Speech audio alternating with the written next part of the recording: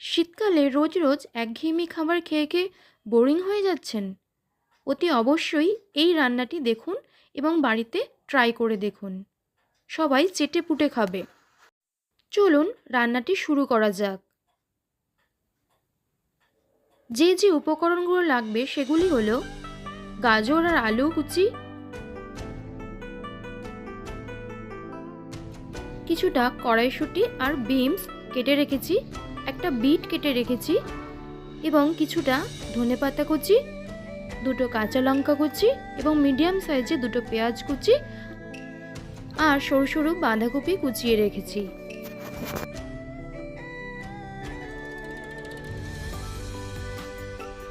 এবারে তেল গরম হয়ে গেলে গোটা জিরে ফোড়ন অ্যাড করব।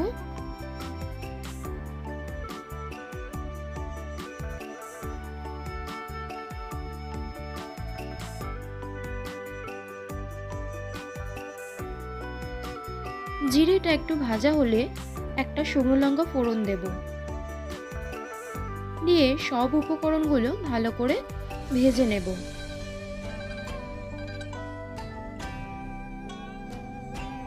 এবারে আগে থেকে কেটে রাখা আলু আর গাজর কড়াইতে দিয়ে দেব। আপনারা যদি আমার চ্যানেলে নতুন হয়ে থাকেন তাহলে অতি অবশ্যই একটা লাইক দেবেন এবং সাবস্ক্রাইব করে পাশে থাকবেন। রেসিপিটি যদি ভালো লেগে থাকে অতি অবশ্যই কিন্তু আপনারা বাড়িতে ট্রাই করে দেখবেন।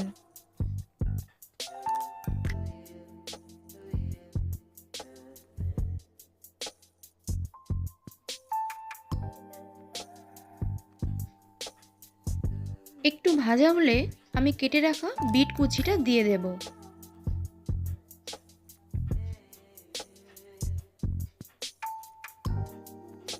এবারে আলু, গাজর আর বিট ভালোভাবে মিশিয়ে নেড়ে চেড়ে ভেজে নেব।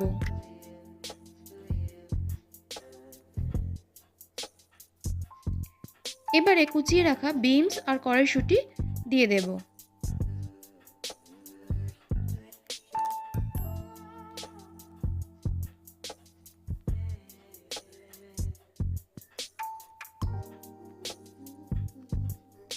এবারে ঢাকা দিয়ে আমি 5 থেকে 7 মিনিট ভেজে নেব। ভাজা হয়ে গেলে এবারে কুচিয়ে রাখা বাঁধাকপিটা দিয়ে দেব।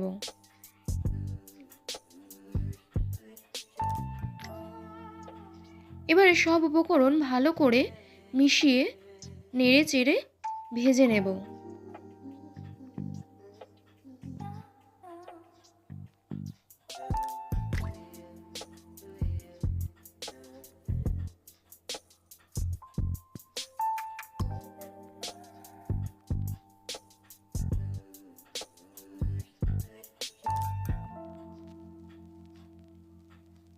এবারে সামান্য পরিমাণে লবণ অ্যাড করব।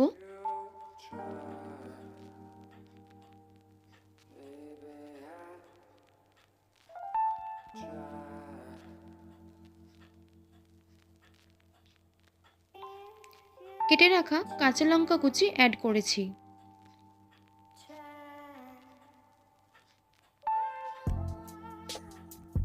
আমি কিন্তু সব সবজিগুলোকে ঢাকা দিয়ে ভালো করে ভেজে নিয়েছি। ছোট চামচের 1 চামচ জিরে গুঁড়ো দেব।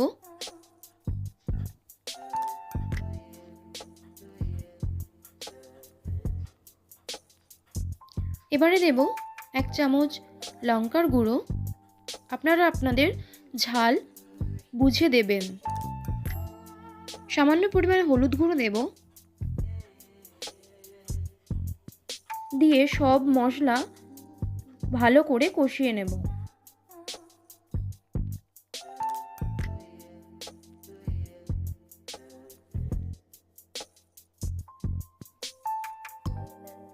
আপনারা এটি বাচ্চাদের টিফিন বক্সেও দিতে পারেন। এটি কিন্তু খুব হেলদি একটি খাবার।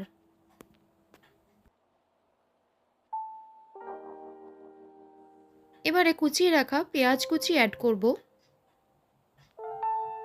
পেঁয়াজ কুচি দিয়ে ভালো করে নেড়ে চেড়ে ভেজে নেব।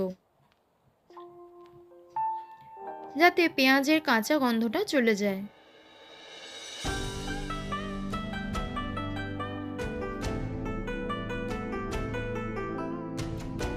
এবারে সামান্য পরিমাণে চিনি অ্যাড করব। এতে মিষ্টি হবে না, কিন্তু রান্নাটা খুব সুস্বাদু হবে। সবশেষে সামান্য পরিমাণে ধনেপাতা কুচি অ্যাড করে পরিবেশন করুন রুটি, লুচি, পরোটা, যে কোনো কিছুর সঙ্গে। দেখুন আমার রান্না কিন্তু কমপ্লিট। কত কম সময়ে এত সুন্দর একটা টেস্টি খাবার আমি তৈরি করে ফেললাম। আপনারাও বাড়িতে তৈরি করে দেখুন এবং কমেন্টে জানাবেন কীরকম লাগলো। আজ আসি, আবার দেখা হবে নতুন একটা ভিডিও নিয়ে। ততক্ষণ পর্যন্ত আপনারা সকলে ভালো থাকবেন, সুস্থ থাকবেন এবং পাশে থাকবেন।